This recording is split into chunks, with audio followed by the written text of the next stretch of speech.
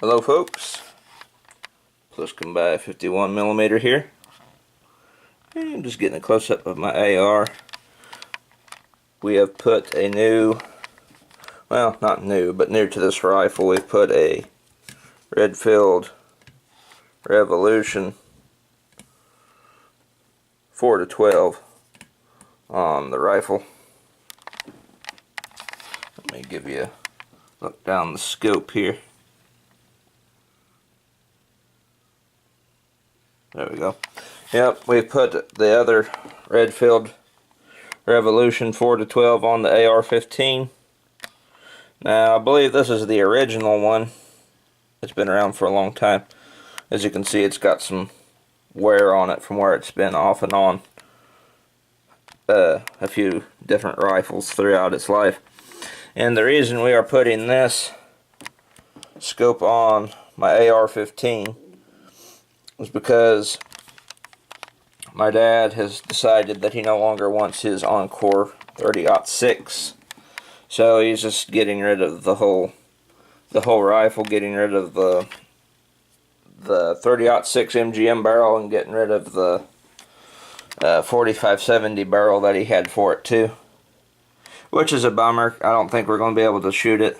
I don't think he wants to fool with it no more, and the reason why he's getting rid of it's because he doesn't want to put up with it no more. It's his 30-06 hand loads weren't maintaining accuracy.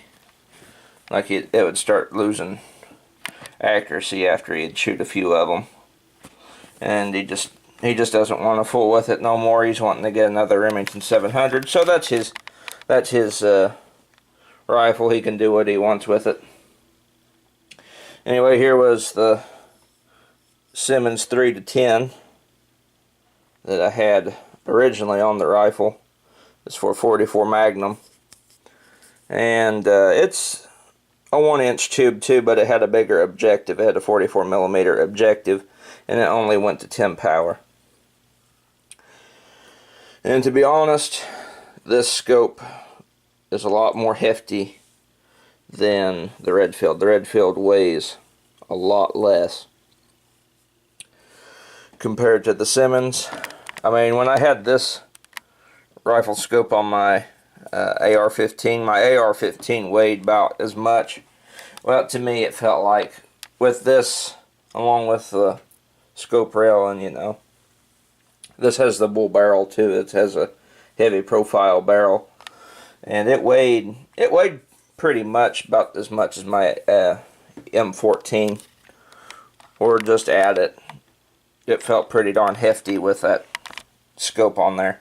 But I've noticed with the Revolution on there, the new Redfield Revolution on it, it weighs a whole lot lighter now.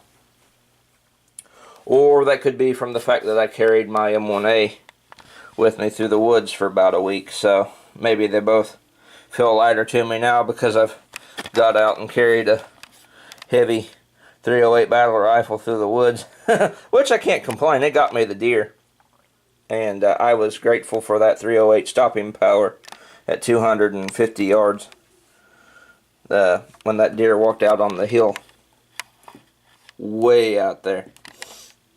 Oh, I figured I'd just let y'all know that we put a new scope on the AR, and we were going to be taking it to the range sometime this week. We're under an ice storm warning right now, and we're going to be trying out some 52 grain Sierra bullets with 25.9 grains of tack powder, and that's these here.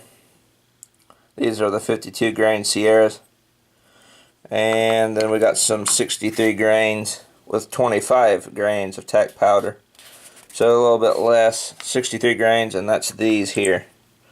And these are the new ones that I'm going to try out. Both of these are new technically. All these bullets here are just remanufactured H&R bullets, meaning what we did is we took the bullet off. You can see there's a little ring there on the ogive, like a little cut mark. See it there? My camera will focus. Yeah, see there, we pulled these, and then we took the powder out of them, and then we redid them and made sure that they'd chamber in my AR, and they did. They chambered the headspace and everything on them's fine. Then we just reloaded them with tack powder. The powder that was in them originally was 8208 IMR powder, and we put them in an old 4895 can. So, and that 4895 had been around for a long time, December 15th of '01. But we put the 8208 that was in my H&R's hand loads in that, and separated it out from the tack powder that we used.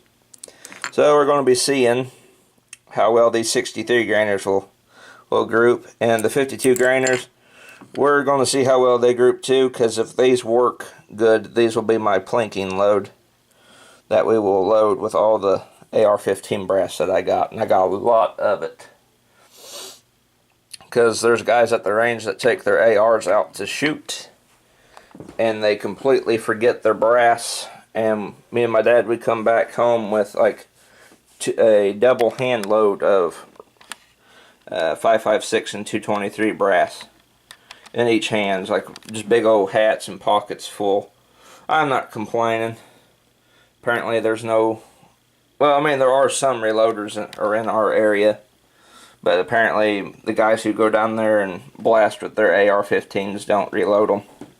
So we just pick up their brass and reload their brass. It's a pretty good system, and sometimes I get lucky and they will leave some 308s. Oops, one's falling. They'll leave some 308 brass down there for me to pick up.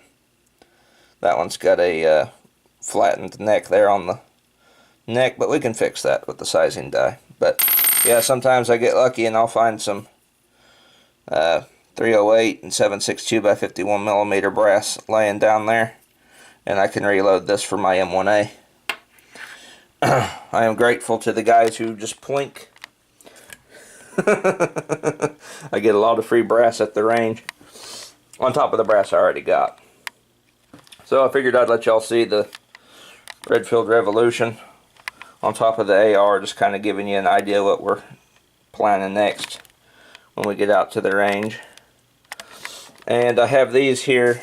These are some hostage targets printed out that I seen on the internet, and used my sister's new printer to print off. I am thinking about doing a versus video between the M1A and AR-15 at the range to see which of the two can, you know, hit these little areas where the numbers are the most with hand loads. I mean, I got some of my M1A's 168 grain AMAX bullets here. Let me go ahead and pull a bullet out. 168 grain AMAX 308 Hornady brass, and I'll let y'all see the paper for it. They were loaded on July 7th of last year. That's a 168 grain AMAX bullet, American Eagle Federal brass. This was, yeah, it's Federal. I said Hornady. Yeah, it's Federal brass. Federal large primers, 168 grain AMAX bullet, and 42 grains of Hodgdon Varget powder. That's what we use in my M1A. And even though these were not the loads that I killed the deer with, what did kill my deer was some of these boat-tail hollow points, 168 grain. And that's the other load I have from my M1A. Same everything, same powder, same bullet weight, it's just a different bullet design. This is a hollow point, not an AMAX bullet. And it put the hurt to that deer. So anyway, figured I'd let y'all see the new scope. Well, newish scope that we put on the AR. And I will see if I mean, I already like it better because of the weight. It weighs less than the Simmons. The Simmons is actually quite hefty. It's a pretty hefty scope. And the Redfield Revolution in comparison is like paper. Like this is a lead weight and this would be paper in comparison to the weight. I mean, it's not that much, but the difference is really felt on the rifle. So I'll see if I like this better on my rifle. I might keep it on my gun. maybe. We'll see. But if I can shoot better with this Redfield on it, we'll see. It's I've had good luck with the Redfield Revolutions before. I got my review for it. I'll put the link in the description to the review on this scope down below for any of you who are interested. So anyway, that's my little scope update for the rifle. We'll see how them hand loads do, and then I will try to pit it against the M1A at 100 yards at those hostage targets to see which of the two could blast the dude with the revolver there better. Anyway, this has been Pluskin by 51mm. I'll see you all in the next video.